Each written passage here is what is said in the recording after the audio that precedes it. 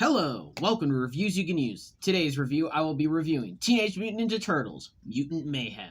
Now, before we begin, make sure to hit that like and subscribe, and hit that notify so you don't miss any of my videos. Now, let's get into the review.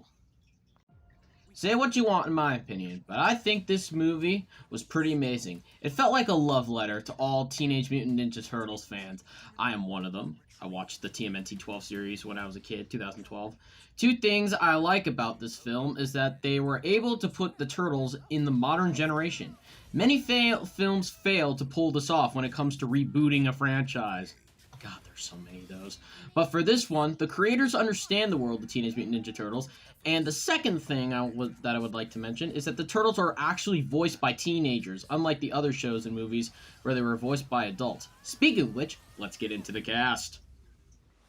There are new stars in this movie, but before we get to them, let's talk about a few famous actors who are in this film. Jackie Chan, who was in the reboot of The Karate Kid with Jaden Smith, that sucked, plays Master Splinter.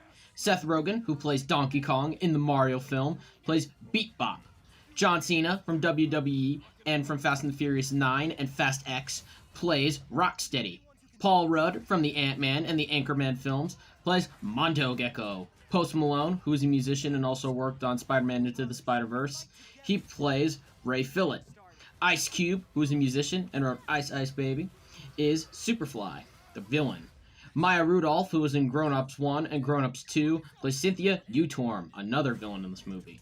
Brady Noon, who plays Raphael, is in Mighty Ducks, Game Changers, the Disney Plus series, and also plays Greg Heffley in the two animated Diary of a Wimpy Kid features. Now, for the new actors, on the other hand, there are three new ones who are playing three of the Ninja Turtles. But they do have acting credits. The three newcomers are Nicholas Cantu, who plays Leonardo. He was in The Fabelmans, which talks about Steven Spielberg's life.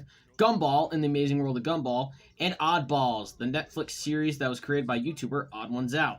Micah Abbey, who plays Donatello, is in a series called Cousins for Life that was on Nickelodeon from 2018 to 2019, so 2 years. And then Shaman Brown Jr., who plays Michelangelo, was in an unknown show called The Chi. Now, let's get into the summary of the film. The plot of the movie is, after years of being sheltered from the human world, the Turtle brothers set out to win the hearts of New Yorkers and be accepted as normal teenagers. Their new friend, April O'Neil, helps them take down on a mysterious crime syndicate, but they soon get in over their heads when an army of mutants is unleashed upon them. Pretty cool plot of a movie, huh? The animation in this film is okay. When I first saw promos for this film, I thought the animation looked pretty crappy. But when I saw the full movie, not just the promos and trailers, I think it is an okay animation style that Paramount picked. The style is kind of similar to the Spider-Man Into and Across the Spider-Verse and the upcoming sequel, which will be out soon, which has a comic book feeling to it. And the Ninja Turtles were a comic book first, so it makes sense why Paramount chose the animation style and why they are told in this format than the other shows and movies that we've had before. The director of this film is Jeff Rowe, who directed 2021's Netflix hit, The Mitchells vs. the Machines. Go check it out, it's a good film. And was a writer for the Disney XD show Gravity Falls, which was a huge hit for that station. I think the acting in this film was top-notch. Go say what you want about Seth Rogen's animation acting. I think it's good. But it was especially good for the three newcomers in this film. Some of the actors were so good that till the credits, where they say who is in the film, I had no clue that some famous stars were in it. Like Ice Cube, I didn't know he was in this. Paul Rudd, John Cena, Brady Noon, I had no clue these guys were in this film. That just shows how good they are.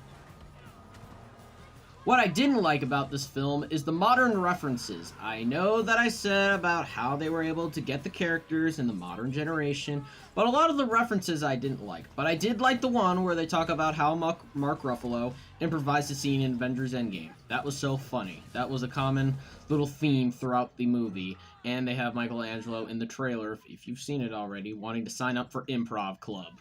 That was very funny. My overall opinion, it was a good film to introduce the Ninja Turtles to a new generation, and it's a good way to set up a little origin story. I know other shows and movies in the media and the comics come up with good origin stories, but I feel like this is a good origin story. They put Shredder aside and let them deal with a new villain. which I think was really, really cool. So it's a very origin story. That is all for today on Reviews You Can Use. If you would like to check my Gran Turismo reaction, you can check it right up here. If you want to check my Indiana Jones and the Dial of Destiny review, you can check it right up here. That is all for today, and I will see you there.